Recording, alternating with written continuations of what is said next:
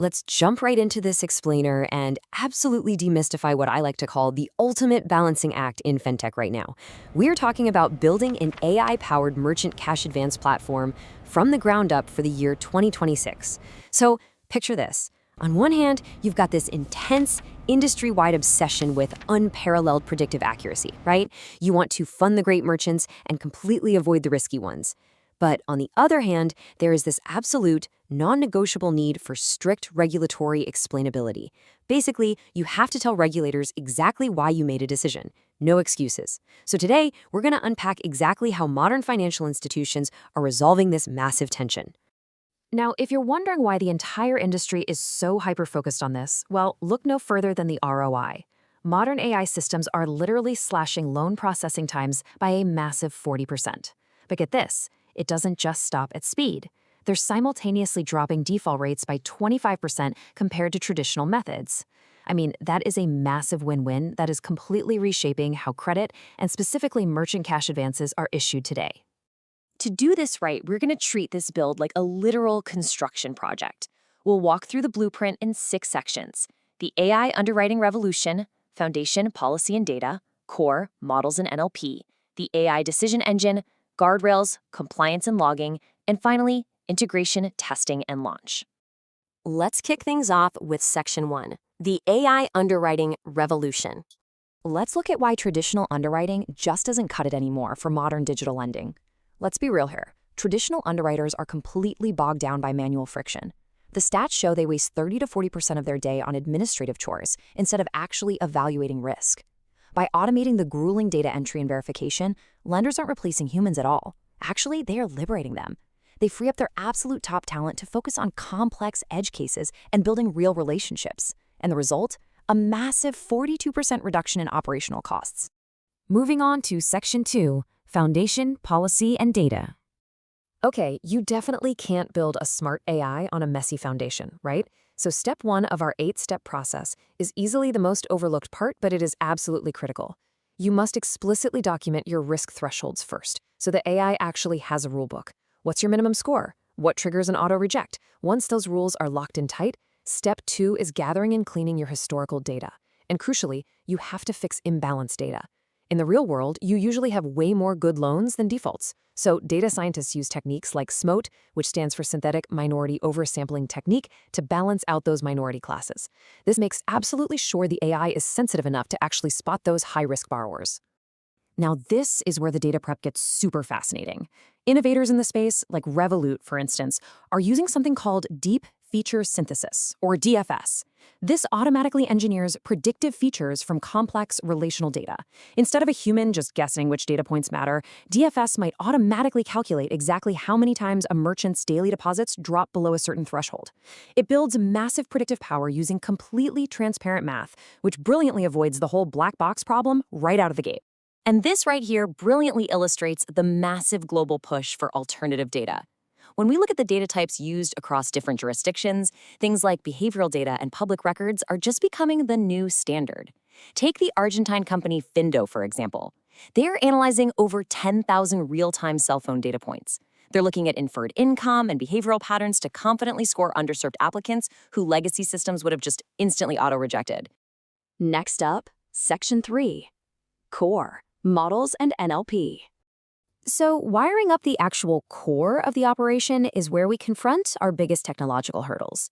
Steps 3 and 4 are all about picking the exact right risk scoring algorithms and building a natural language processing, or NLP layer, to finally kill manual data entry once and for all. Step 3 brings us to a real algorithm face-off. It's kind of like a tug of war. When picking your model, lenders absolutely crave the staggering 96% accuracy of an algorithm like XGBoost, which perfectly handles crazy nonlinear data interactions. But, and it's a big but, regulators absolutely demand the easy-to-interpret transparency of logistic regression, even if it tops out at around 88% accuracy. We're going to hold on to that tension for just a second, because I'll show you exactly how we solve it in the next phase. Alongside your risk model is step 4, which is building that NLP layer. By using tools like AWS Textract or Google Document AI, this layer instantly converts unstructured text from bank statements, W-2s, and PDFs into structured, usable data for your algorithms. This has literally been shown to slash document review times by over 68%. Frankly, nobody on your team should ever be manually typing numbers from a W-2 into a spreadsheet in this day and age. All right, section 4, the AI decision engine. Okay, this is the absolute climax of our build. This is where that massive tension between accuracy and compliance gets completely resolved. The crucial point here is step 5, known as the two-model pattern. This is how you literally get the best of both worlds. It's an incredibly elegant workaround where you deploy a highly complex model, like XGBoost or neural network, to make the actual highly accurate risk prediction. But then you pair it with a secondary, simple linear model that is trained specifically to approximate what the complex model just did. That second model exists for one reason and one reason only: to generate the completely transparent explanations that regulators demand. So your risk officers get their accuracy, and your compliance officers get their transparency. Problem solved. Let's look at section 5, guardrails, compliance and logging. A super powerful engine is completely useless without brakes, right? So step 6 is vital. You literally cannot bolt these guardrails on after launch, as an afterthought.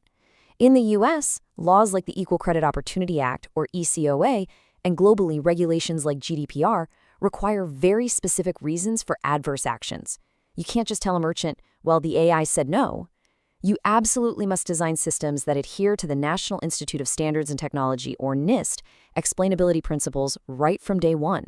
Your explanations have to be accurate, meaningful to the consumer, and aware of their own knowledge limits.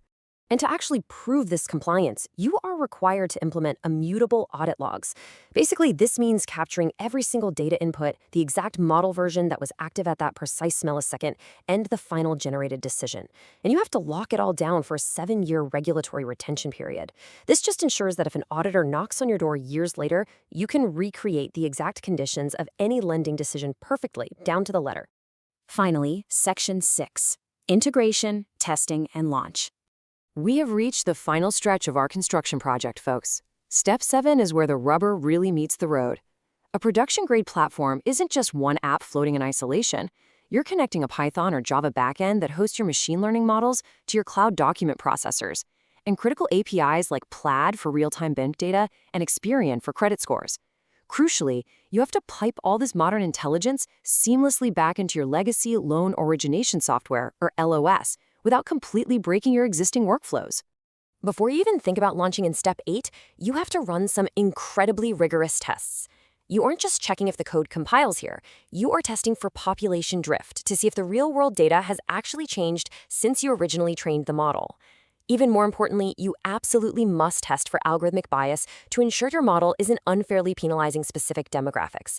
That is a strict, non-negotiable regulatory requirement for a viable platform.